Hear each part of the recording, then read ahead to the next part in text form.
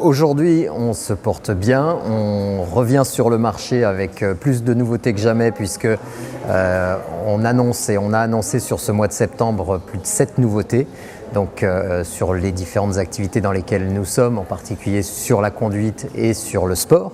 Ce sont les deux marchés forts sur lesquels maintenant TomTom est très présent. Donc c'est une année en tous les cas scolaire, qui reprend fort pour nous. Alors aujourd'hui, on est connu et notre force, ça reste la navigation. On est très présent sur la navigation forcément. Le GPS de voiture reste un marché qui est très fort pour nous. On a plusieurs nouveautés sur ce marché-là, mais aussi on trouve des marchés parallèles. On a été très présent sur le marché de la moto l'année dernière avec un produit Rider qui a été un gros succès, qui est toujours un gros succès cette année. Et puis sur le marché du deux roues, on continue à se développer. On a annoncé un nouveau produit fait pour le marché des scooters, un produit dédié aux scooters, aux deux roues.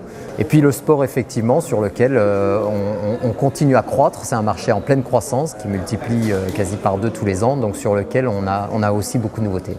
Aujourd'hui, en fait, on répond à un besoin puisqu'il existe des GPS pour les voitures, il existe des GPS pour les camions ou pour les camping-cars, mais jusqu'à présent, il n'existait pas de GPS sur les scooters qui représentent pour nous une grosse opportunité et c'est un gros marché. Donc on a conçu ce produit dédié pour les scooters et pour le monde du deux roues.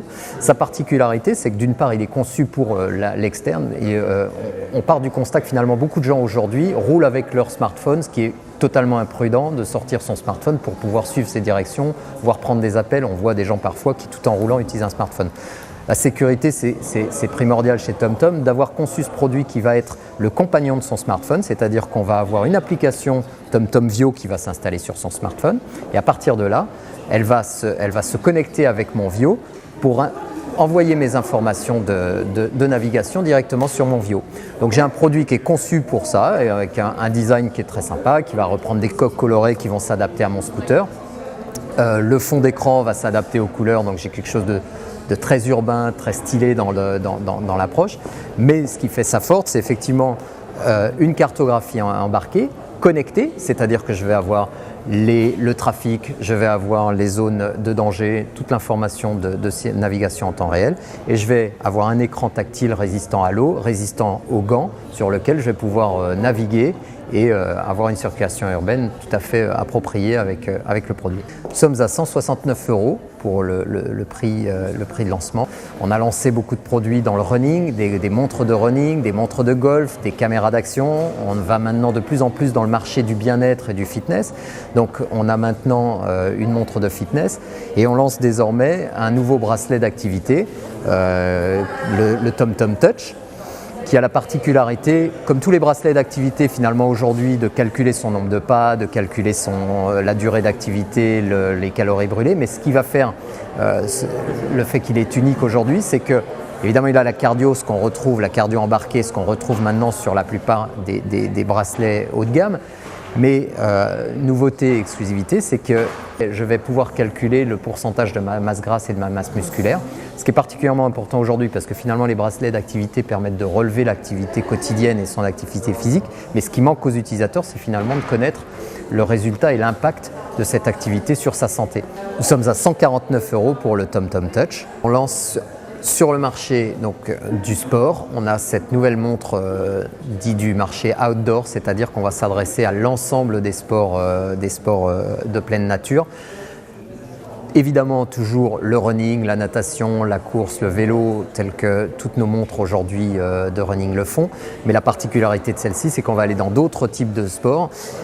Elle intègre, comme la plupart de nos montres aujourd'hui, la cardio et la musique, mais nouveauté, elle intègre également un altimètre barométrique, ce qui fait qu'on va pouvoir avoir aujourd'hui accès à de nouvelles types d'activités, typiquement le trail qui est aujourd'hui en fort développement, mais également des activités de ski, de snowboard et toutes les activités de plein air qui ont trait d'une certaine façon à l'altitude ou du moins pour des activités pour lesquelles l'altitude et la connaissance de l'altitude va avoir son importance. Nous sommes à 299 € pour la montre Adventurer.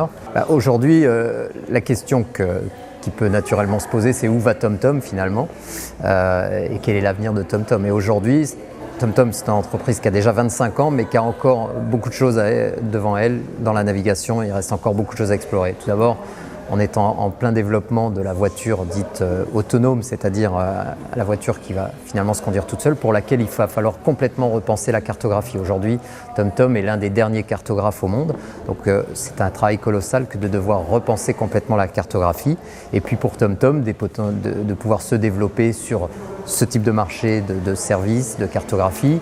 On se développe aujourd'hui, je l'ai dit, sur plein d'activités sport et autres, mais aussi c'est des marchés plus verticaux comme tout le marché du deux roues, le marché du camion, le marché du B2B. Aujourd'hui, on a des solutions qui sont proposées à l'ensemble des acteurs économiques et sur lesquelles qui donnent encore de gros potentiels de développement pour TomTom sur les 25 ans qui viennent.